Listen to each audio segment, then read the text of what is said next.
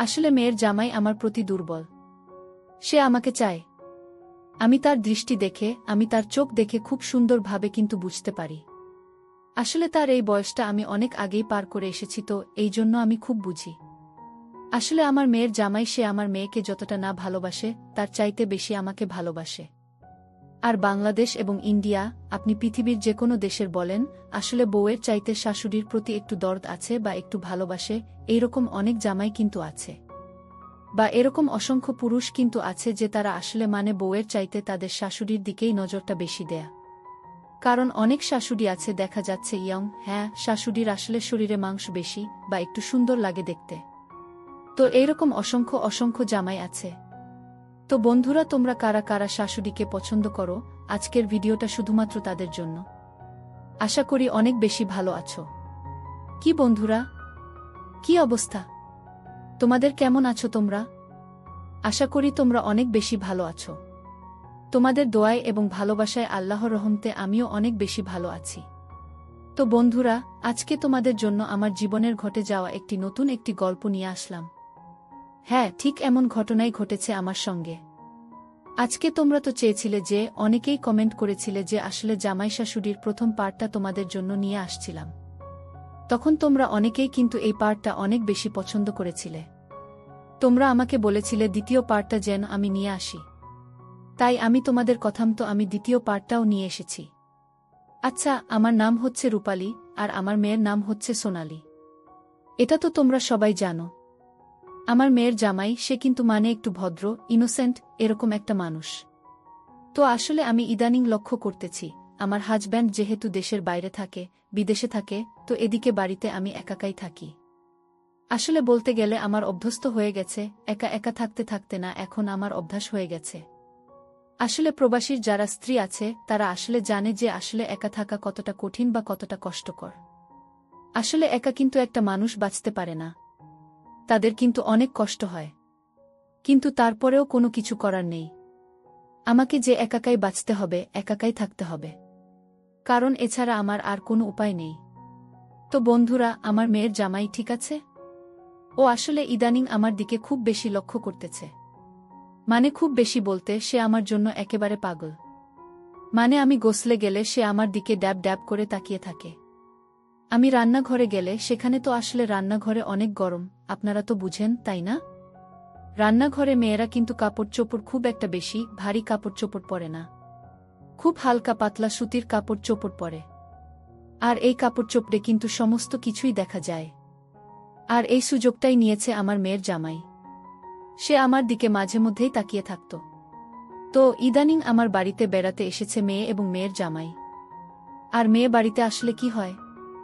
আসলে তার পুরনো যে সমস্ত স্কুল বা কলেজের বান্ধবীরা থাকে বা তাদের চাচাতো মামাতো বোন থাকে, তাদের সঙ্গে চলে যায় আড্ডা মারতে বা একটু বেড়াতে ঘুরতে। আর ঠিক এই সময়টাই কাজে লাগায় আমার মেয়ের জামাইটা। সে একদিন রাতে আমার কাছে এসে আমাকে আমার চুলে ধরতেছে, আমার শরীরে ধরতেছে এবং আমাকে কানে কানে ফিসফিস করে বলতেছে, কি যেন বলতেছে। তখন আমি হঠাৎ করে ঘুম থেকে উঠে বসলাম। দেখি, এ মনিরুল, আমার জামাই মনিরুল। তখন আমি মনিরুলকে বললাম, কি ব্যাপার মনিরুল, তুমি এত রাতে এখানে? তোমার বউ কি ঘুমাচ্ছে না? সে বলতেছে, আরে শাশুড়ি মা, আপনি এত সুন্দর একটা মানুষ, এত স্বাস্থ্যবান, আর আপনাকে দেখলে তো মনে হয় আল্লাহ নিজে হাতে আপনাকে সৃষ্টি করেছে। আর আপনি ওইরকম একটা মেয়ে আমাকে ধরিয়ে দিলেন যে একেবারেই রোমান্টিক না, একটু কেমন যেন। আসলে আপনার মেয়ে মুড বলতে কোনো কিছু নেই। ও আমাকে একটু ভালোভাবে বুঝেও না। আসলে আমার তো পছন্দ আপনাকে শাশুড়ি মা, সেই কবে থেকে, বিয়ের আগে থেকে। আমি আমার জামাইকে বললাম, জামাই, এইটা তুমি কি বলতেছ? এইটা কোনো কথা রে বাবা? আরে আমি তোমার শাশুড়ি, তোমার মায়ের সমতুল্য। তুমি কি আমার সঙ্গে এইটা বলতে পারো? সে আমাকে বলতেছে, আপনি আমার মায়ের সমতুল্য হতে পারেন, কিন্তু আপনার বয়স ওইরকম একটা বোঝা যায় না। আর আপনাকে দেখতে ভারী মিষ্টি লাগে। আর এরকম আপনার মতো মানুষ তো খুঁজে পাওয়া যায় না। আরে আপনাকে দেখলে যে কোনো পুরুষেরই অবস্থা একেবারে খারাপ হয়ে যাবে। শাশুড়ি মা, আমি এত কিছু বুঝতে চাই না, আমি এত কিছু জানতে চাই না। দেখেন না, আপনি এইভাবে আর কতদিন একা একা থাকবেন? 2 দিনের দুনিয়া, মরে গেলেও তো সব শেষ। আর তাছাড়া শ্বশুর আব্বাও তো বিদেশে থাকে, এভাবে আর কতদিন একা একা নিজের জীবনটা নষ্ট করে দিবেন বলেন তো? আর আমি আপনার জামাই, আপনি আমাকে বিশ্বাস করতে পারেন। আমাকে আপনি ভরসা করতে পারেন। আমি আপনার সঙ্গে বিশ্বাসঘাতকতা করব না। আপনাকে আমি কথা দিলাম, আপনাকে আমি শান্তি দিব, তৃপ্তি দিব, মজা দিব। আপনার যেইভাবে ভালো লাগে আমি আপনাকে সেইভাবেই দিব। আপনার কথা মতো আমি সেইভাবেই চলব। আপনার উপরে আমি কোনো কিছু বলবো না। মানে আমার জামাই আমার সঙ্গে এমনভাবে কথাগুলো বলতেছে, মনে হচ্ছে ও আমার নিজের মেয়ের জামাই না, আমার জামাই। আমাকে এতটা গাইড করতেছে, আমার এতটা খেয়াল রাখতেছে। সত্যি তো, আজকাল তো এরকম মানুষ খুব একটা বেশি খুঁজে পাওয়া যায় না। এরকম ভালোবাসা দেখাচ্ছে। ছেলেটা কিন্তু অসাধারণ। আমি ওর কথার প্রেমে, ওর ভালোবাসার প্রেমে সবকিছু বলতে গেলে। তো বন্ধুরা, আমি মনিরুলকে আর কোনো কিছু না ভেবে আমি ওকে বললাম, দেখো মনিরুল, এত রাতে তোমার আমার রুমে আসাটা ঠিক হয় নাই। যাও রুমে যাও, সোনালি যে কোনো সময় ঘুম থেকে উঠে যেতে পারে। আর ও উঠে যখন দেখবে ওর পাশে তুমি নেই, তখন কিন্তু ও সন্দেহ করতে পারে। তুমি তাড়াতাড়ি ওর রুমে যাও। আর এভাবে রাত বিরাতে আমার রুমে তুমি আসবে না। দেখো, আমার একটা প্রাইভেসি আছে। এই কথা বলে আমি ওকে ওর রুমে পাঠিয়ে দিলাম। পরের দিন সকালবেলা আমার মেয়ে ওর বান্ধবীদের সঙ্গে একটু মনে হয় কোথাও গেছে, ঠিক আছে? ওদের এক বান্ধবীর আবার জন্মদিন। তো আমি বললাম জামাইকে সঙ্গে করে নিয়ে যেতে। তো সোনালি বলতেছে, না, যেহেতু ওরা 4-5 জন বান্ধবী মিলে একসঙ্গে যাবে, তো সেখানে মনিরুলকে আসলে নিয়ে যাওয়াটা তাদের হচ্ছে না, কারণ তারা বান্ধবী যাবে, তো এজন্য সেখানে আর কোনো পুরুষ মানুষ নিতে চাচ্ছে না। এজন্য মনিরুল বাসায় থাকবে। তো মনিরুল সকালবেলা 10টার সময় আমি আসলে রুটি বানাচ্ছিলাম, তখন নাস্তা বানাচ্ছিলাম। মনিরুল সকালবেলা 10টার সময় আমাকে রান্নাঘরে এসেই আমাকে পেছন থেকে এসে জড়িয়ে ধরল। কোনো কিছু না বলে সে আমাকে পেছন থেকে এসেই জড়িয়ে ধরল এবং আমাকে জড়িয়ে ধরে বলতেছে, কি মাই ডার্লিং, কেমন আছো? কালকে রাতে তো আমাকে খুব গান দিলে। হ্যাঁ ডার্লিং, দেখেছ তোমার মেয়ে তো সকালবেলা ঘুম থেকে উঠেই চলে গেছে। সে আমাকে একটুও ভালোবাসে না। সে আমাকে বুঝার চেষ্টা করে না। আমি মনিরুলকে বুঝানোর চেষ্টা করলাম, আরে অল্প বয়স্ত জামাই, দেখবে সব ঠিক হয়ে গেছে। সে আমাকে বলতেছে, শাশুড়ি মা, আপনার শরীর এত গরম কেন? আপনি তো একদম হট হয়ে আছেন। বুঝেছি, শ্বশুর আব্বা নেই তো এই জন্য আপনি এত বেশি হট হয়ে আছেন। সমস্যা নাই, আমি কিন্তু কুলিং, আমি আপনাকে ঠান্ডা করে দিব। আমি তাকে বললাম, দূর জামাই, এসব বাদ দেও তো। আমি রান্নাঘরে আছি, আগুনে নাস্তা বানাচ্ছি, তে শরীর কি ঠান্ডা থাকবে নাকি গরম থাকবে? হ্যাঁ। কিন্তু সে আমাকে দুষ্টুমির ছলে আমাকে বলতেছে, না শাশুড়ি মা, আপনি যতই আগুন পানির নিচে তাকুন না কেন, আপনি কিন্তু একদম আগুন। এইটা কিন্তু মানতেই হবে। আমি বললাম, জামাই, তুমি যে কি বলো না বাবা, তোমার মতো এরকম মানে চেংরা মন বয়স আমার নেই বাবা।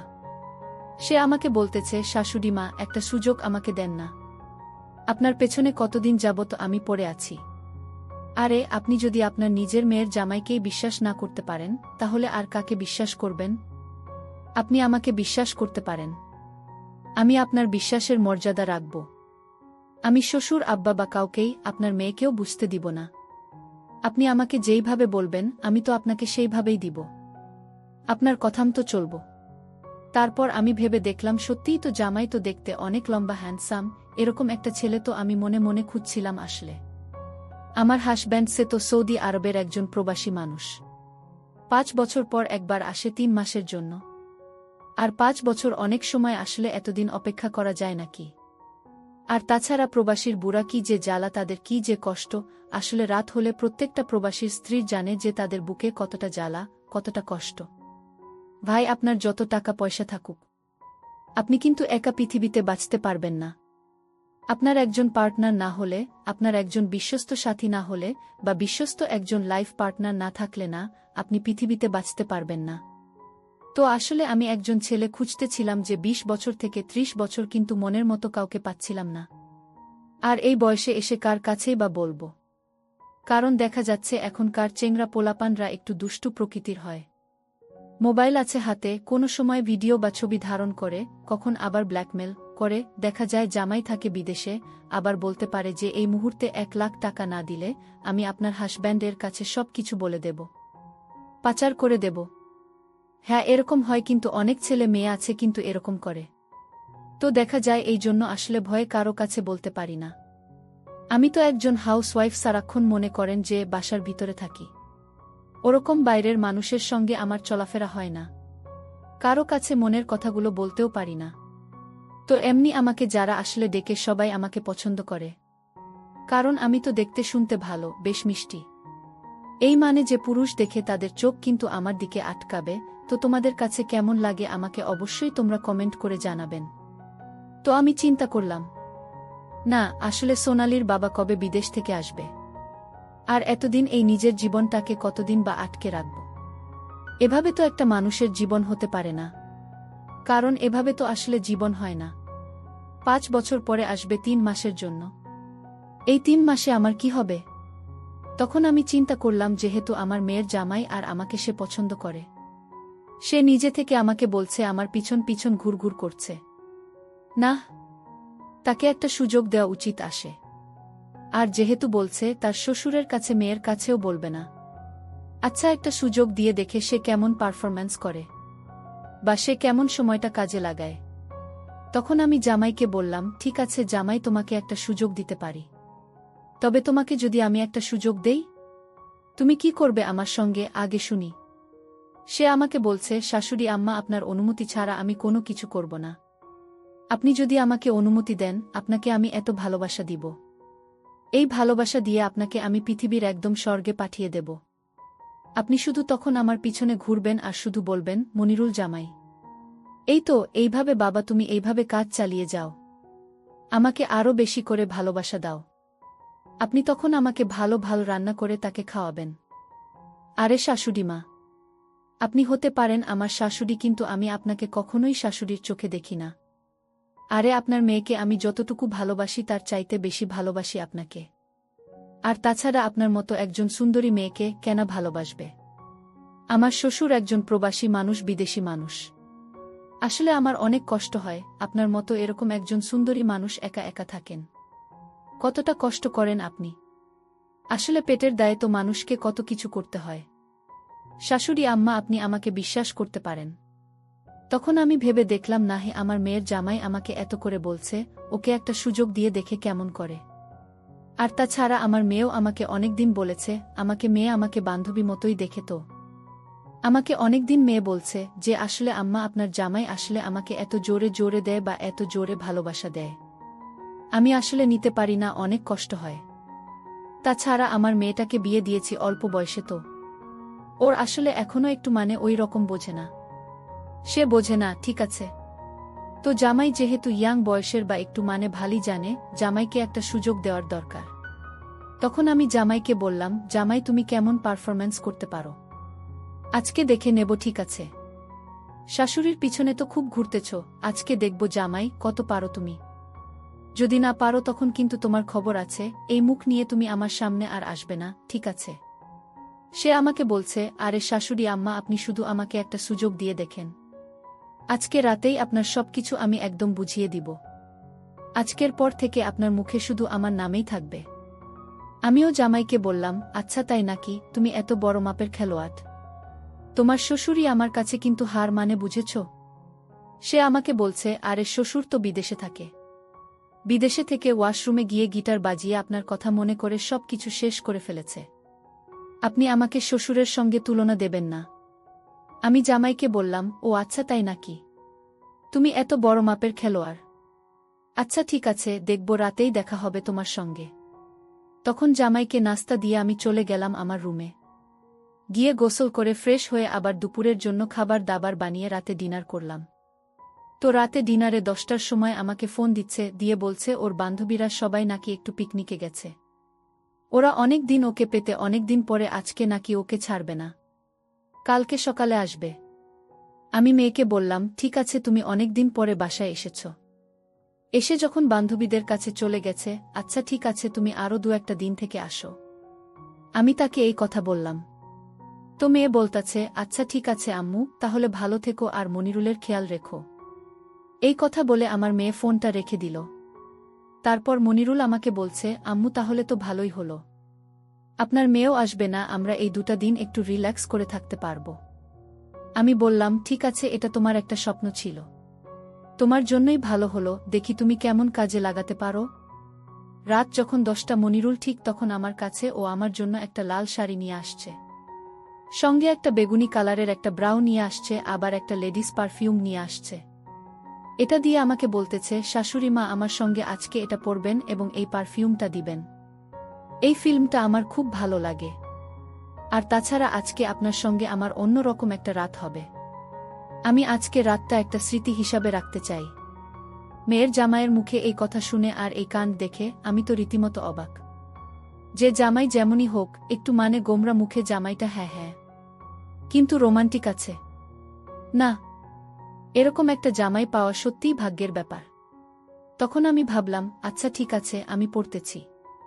ওর সামনে সেই শাড়িটা পরে, ব্রাউটা পরে, পারফিউমটা দিয়ে আমি বসে আছি। জামাই আমাকে বলছে, উফ শাশুড়িমা, আপনাকে দেখে মনে হচ্ছে আপনি একজন 20 বছরের এক তরুণী। আরে আপনাকে তো এখন বিয়ে দেওয়া যাবে আবার। মনে হচ্ছে আপনাকে আমি বিয়ে করতে চাই আমার। শাশুড়িমা, আপনার শরীর থেকে যা স্মেল আসছে না, ওহ এত দারুণ লাগছে, এতটা ভালো লাগছে। আমি তো আপনার শরীরের গন্ধে আমি পাগল হয়ে যাব। আমি বললাম, তুমি যদি গন্ধে পাগল হয়ে যাও তাহলে বাকি কাজ করবে কে? সে বলছে, এখনই করছি। সত্যি কথা বন্ধুরা, তারপর সারা রাত আমার সঙ্গে যা যা হলো। আসলে বাইরে কোনো ভূমিকম্প ছিল না, ঝড় তুফানও ছিল না, কিন্তু এই রাতে আমার উপর দিয়ে পুরো ঝড় তুফান গেছে। আমি জামাইকে আসলে যেমন ভাবছিলাম যে হয়তো একটু দুর্বল হবে বা ওরকম পারবে না।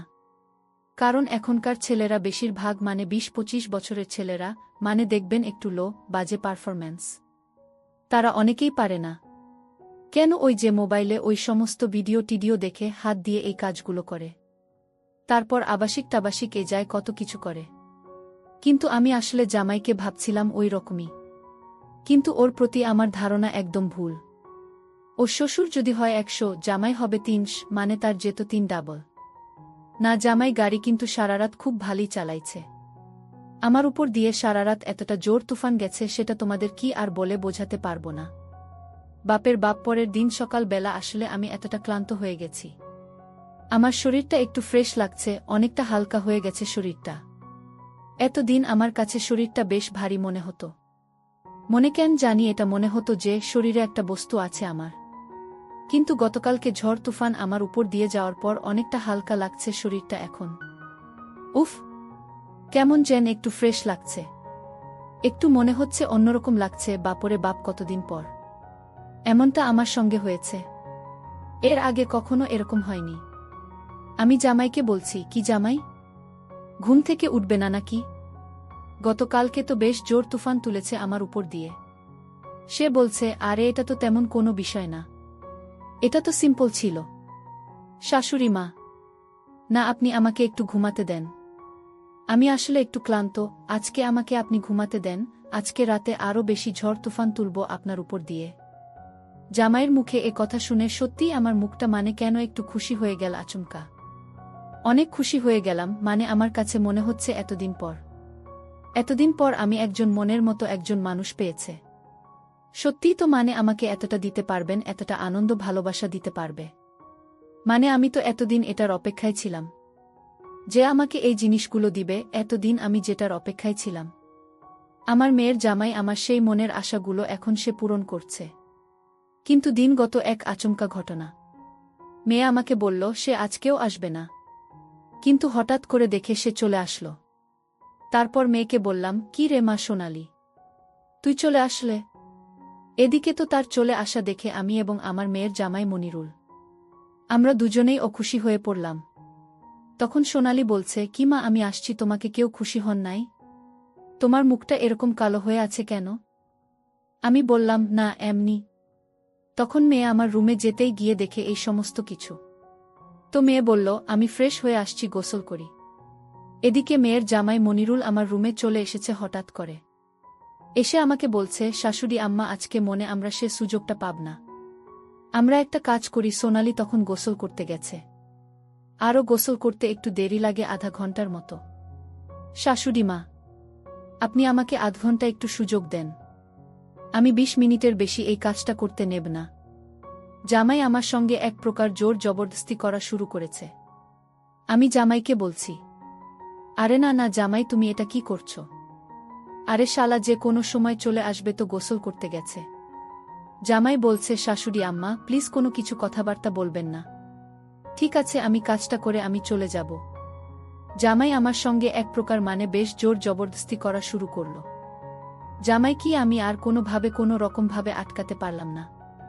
যতই হোক একটা নারী, যতই শক্তিশালী হোক, কারণ সে কিন্তু পুরুষের সঙ্গে পারবে না পাল্লা দিয়ে। তো এক প্রকার আমি আর পারলাম না। আমি এক প্রকার লাইন ছেড়ে দিলাম। সে যা যা ইচ্ছে সে আমার সঙ্গে সেটাই শুরু করে দিয়েছি অলরেডি। তো এক প্রকার দেখলাম মেয়ের জামাই আমার সঙ্গে এক প্রকার জোর জবরদস্তি করে কিন্তু শুরু করে দিয়েছে। তখন আমি বললাম তাকে, কি জামাই, কি হয়েছে তোমার? একটু আস্তে। তখন জামাই বলতেছে, আরে না, আমার মেয়ে চলে আসবে। এই কথা বলতে বলতে দেখি মেয়ে ওয়াশরুম থেকে মাথা মুছতে মুছতে সে কিন্তু চলে এসেছে। আর আমাদের রুমটা খোলা, জামাই এত তাড়াহুড়া করে আমার সঙ্গে যে দরজাটা লাগাব এটা লাগানোর সুযোগ পাই নাই। মেয়ে গোসল করে এসে ডেকে আমাদের এই অবস্থা। শাশুড়ি আর জামাই আমরা একই বিছানায়। আর এই রকম একটা পরিস্থিতিতে মেয়ে তো দেখে একদম অজ্ঞান হয়ে মাটিতে পড়ে গেল। তারপরে বলছে, ছিমা আমি এই দুদিন বাসায় ছিলাম না, তোমরা বুঝেই এই কাজ করেছ। আর মনিরুলকে বলছে, মনিরুল তুমি আমার জামাই হও, আর তোমার শাশুড়ি তোমার মায়ের মতো, তুমি এমন কাজটা করতে পারলে আমার মায়ের সঙ্গে? একবার তুমি আমার কথা চিন্তা করলে না? আবার আমার মেয়ে আমাকেও বলছে, মা তুমি জানো আমার বাবা বিদেশে আছে, তুমি একটাকে বাবার কথা চিন্তা করলে না? তুমি তো বাবাকে ঠকালে। মা তুমি আমার জামার সঙ্গে যদি এমনটা করতে পারো, তাহলে তুমি আরও অনেক পুরুষের সঙ্গেই এ কাজ করেছ। তখন আমি ওকে বললাম, না রে মা, বিশ্বাস কর, তোর বাবার এই জিনিসটা আমি কাউকে দিই নাই, এই আজকেই প্রথম। আসলে তো জামাইয়ের কোনো দোষ নেই। তোর জামাই এত সুন্দর, হ্যান্ডসাম, আমি নিজেকে আটকে রাখতে পারিনি মা, আমাকে মাফ করে দে প্লিজ।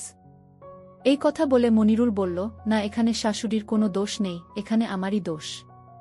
আসলে তুমি আমাকে দিও না ঠিকভাবে। তুমি সারাক্ষণ একটু কেমন যেন আমার সাথে ব্যবহার করো। আমি আসলে একটু অসুখী, এই জন্য আমি শাশুড়ি মায়ের সঙ্গে একটু জোর জবরদস্তি করেই কাজটা আমি করছি।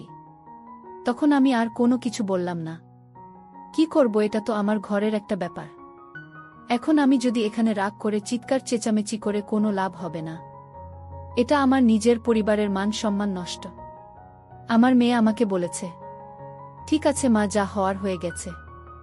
আমি রাগ করে চেঁচামেচি করেও আমি আমার পরিবারের, আসলে তোমাদের কাছ থেকে বড় হয়েছি। আমি চাই না তোমাদের মান সম্মান নষ্ট হোক, কারণ আমি তোমার মেয়ে। আচ্ছা, আমি তোমাদেরকে মাফ করে দিয়েছি। এই কথা বলার পর মনিরুল বলছে, সত্যি? তখন একটু খুশি হয়েছি। তো বন্ধুরা, আসলে তোমাদের জীবনে এরকম কার কার হয়েছে, বা তোমরা আসলে এরকম এরকম পরিস্থিতিতে আসলে কে কে পড়েছ? আমি জানি অনেকে এরকম পরিস্থিতিতে পড়ে, আসলে বাংলাদেশে বা ইন্ডিয়াতে এরকমই অনেক মানুষ দেখেছি, যে ধরেন আসলে অনেক মেয়ে কিন্তু অল্প বয়সে বিয়ে করে, তারপর বিয়ের পর একটা বাচ্চা নিয়ে নেয়। তো দেখা যায় যে উনার মেয়ে বড় হয়ে যায়, কিন্তু মা মেয়ে কিন্তু একই, এক সমান সেম। মার্কেটে গেলে দেখবেন অনেক সময় কোনটা মা আর কোনটা মেয়ে চেনা যায় না। অনেকে মেয়েকে রেখে মায়ের প্রতি ক্রাশ খায়, এরকম কিন্তু অনেকই আছে, ঠিক আছে? তো তোমার শাশুড়ির প্রতি এখনো পর্যন্ত কে ক্রাশ খেয়েছ, বা শাশুড়িকে তোমরা তোমাদের মনের কথাগুলো বলতে পারতো না? আজকে তোমরা কমেন্ট করে তোমাদের মনের গোপন সত্য কথাগুলো বলে যাও। আর এই চ্যানেলটিতে আরও নতুন ভিডিও নিয়ে আসব, সেই পর্যন্ত ভালো থাকবে। এই চ্যানেলের সঙ্গে থাকবে, চ্যানেলটা সাবস্ক্রাইব করে দিবে, এটা তোমাদের কাছে আমার একটা রিকোয়েস্ট। সবাই ভালো থাকবেন, সুস্থ থাকবে, আল্লাহ হাফেজ।